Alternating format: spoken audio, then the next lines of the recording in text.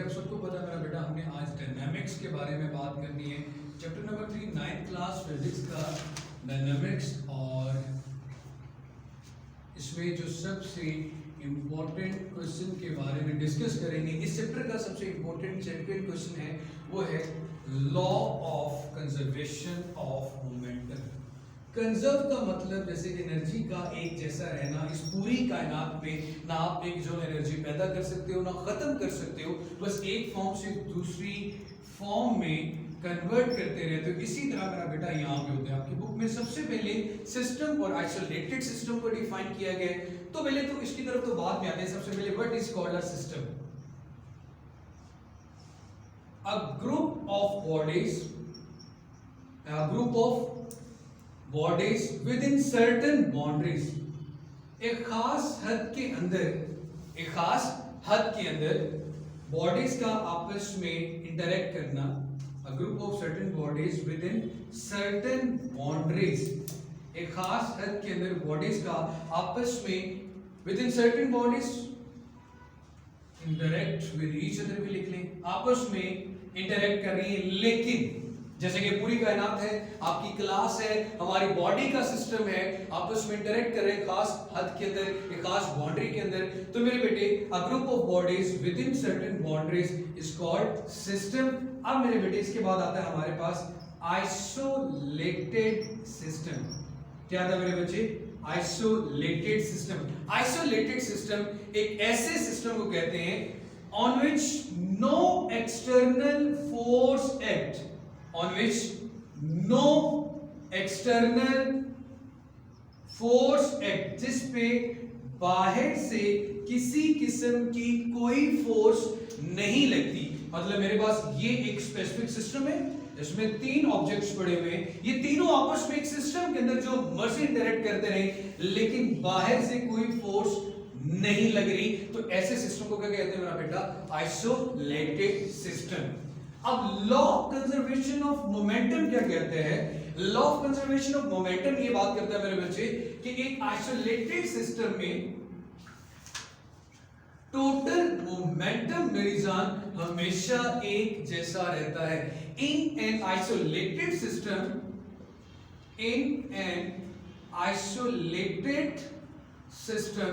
the total momentum of the body remains constant. The total momentum of the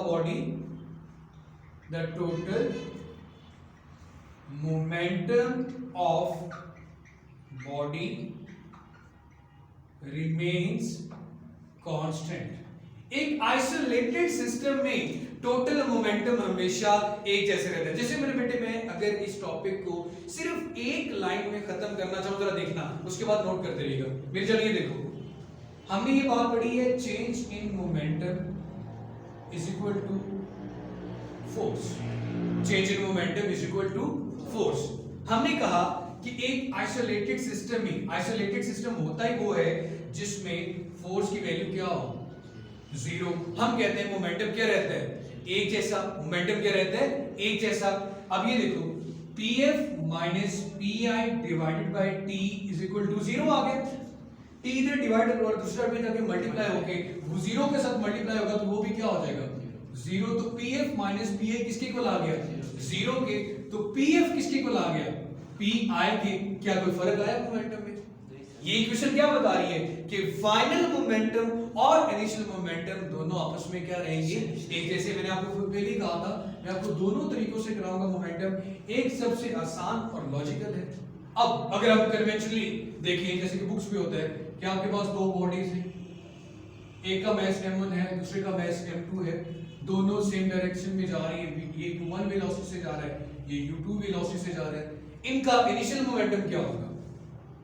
ball 1 का m1 u1, ball 2 का क्या होगा? m2 u2। दोनों को add कर लिया, ये इनका क्या आ गया? इनिशियल। अब जब ये दोनों आपस में कोलाइड करेंगे, अगर इसका मास कम है तो इसकी वेलोसिटी ज्यादा होगी, अगर इसका मास ज्यादा है तो इसकी वेलोसिटी क्या होगी? कम होगी। दोनों का प्रोडक्ट लें, आपके पास फर्स्ट करो आंसर आ जाता है 70। सपोज टकराने के बाद जब दो चीजें आपस में टकराती हैं तो वेलोसिटी में तो चेंज आएगा।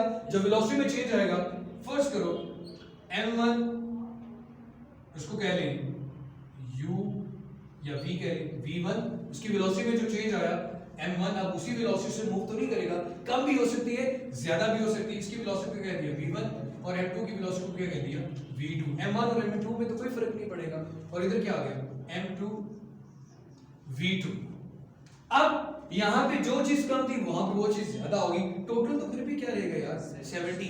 अगर मैं देखूं एक सिस्टम के अंदर दो बॉडीज आपस में इंटरेक्ट कर रही हैं, वो एक को जो चीज कम है वो दूसरे को वो प्रोवाइड कर रही है, दोनों का टोटल करोगे तो हमेशा क्या रहेगा सेम, क्योंकि बाहर से तो किसी किस्म की कोई फोर्स लग ही नहीं रही। जब बाहर से कोई फोर्स नहीं लगती तो इनिशियल और फाइनल मोमेंटम दोनों क्या रहते हैं सेम। मैं ये भी कह सकता हूं इन दोनों के टकराने से पहले मतलब बिफोर द कोलिजन और टकराने के बाद मतलब आफ्टर द कोलिजन, टकराने से पहले के मोमेंटम को हमने इनिशियल कहा, टकराने के बाद वाले मोमेंटम को हमने फाइनल कहा।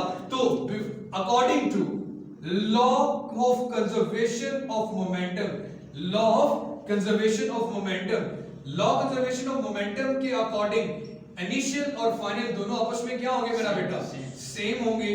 तो जब इनिशियल और फाइनल दोनों आपस में सेम होंगे तो आप ये क्वेश्चन लिख सकते हो m1u1 plus m2u2 is equal to m1v1 plus m2v2।